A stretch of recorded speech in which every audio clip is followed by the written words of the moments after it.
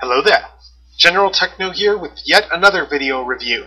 This time we continue our Beast Wars nostalgia trip with a video review of Transformers Beast Wars Basic Size Rattrap. Rattrap, the original Rattrap, well, he's a rat. Posability wise, he's got very little due to how he transforms. His tail moves up and down here, his feet are on ball joints, although all they can really do is just turn like this because of the way that they're built. All 4 feet can do that. His head sculpt, it's not really that show accurate, and he generally looks okay. You can see there's a whole bunch of kibble on the bottom, but it's not noticeable at all when you have him out and in hand. Transformation on these guys, Rattrap is kind of a precursor to the activators in the Transformers animated lines, about 10 years early, because he transforms a lot like them in that it's a one-move transformation. To transform this guy, you just pull the tail up like this, and if the legs aren't stuck in there, you pretty much just pull this piece up here.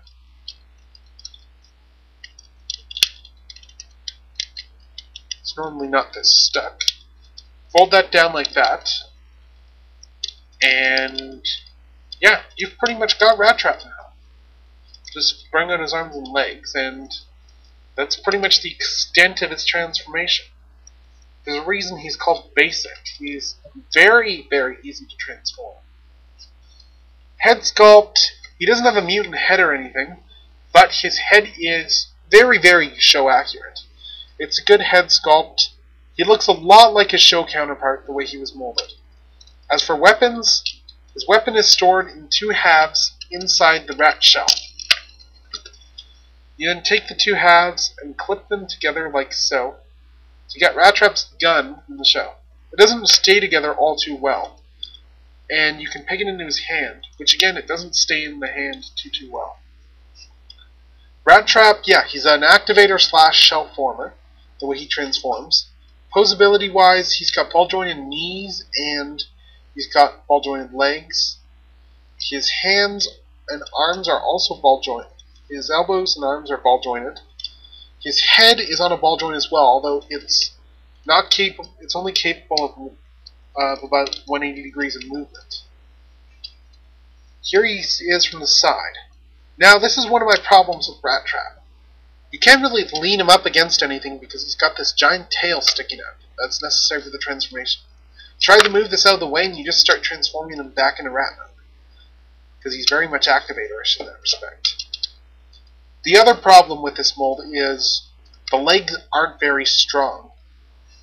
Now, if I don't stand him against anything, he falls over. The problem was worse before I added tape inside here to add some friction. Before I did that, he just bent his knees and fell over. Problem with him is he's very back heavy and the ball joints aren't very good on him. Part of that is that it's an older figure. I got him at a toy show and it was just bagged, so I don't know how much playtime it's had. But the fact still remains that his joints are going to go and he can't really support his own weight very well. As a basic, Rattrap is also extremely short. Here's Rattrap next to Cheetor. As you can see, he only comes up to here on Cheetor. Incredibly short. And to really blow it away, here he is next to Inferno. Now, Rattrap was never a tall Maximal. That's for sure. I mean, next to Dinobot, he's very much in scale, because Dinobot towered over Rattrap. But as a figure, he's only really recommendable for the person who wants to try and complete their Beast Wars set, either with the show characters or the whole line. In my case, I'm slowly trying to build up my Maximals and Predacons. When I find them at the conventions or something, then I'll buy one, if they're in decent shape. If you really want a Rattrap figure, I would definitely have to recommend the gold standard of Rattraps, which is the Transmetal Rattrap. Again, it's a show-accurate figure, not really as much as a shell former. It stands up better. It doesn't have the gun, but it has an okay whip. And overall that figure is a lot neater. Plus they reissued that as well.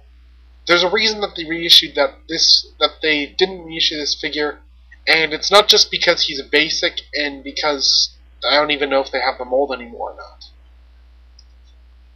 He's not the greatest figure. I wouldn't really recommend him. Anyway, this is General Techno, signing off.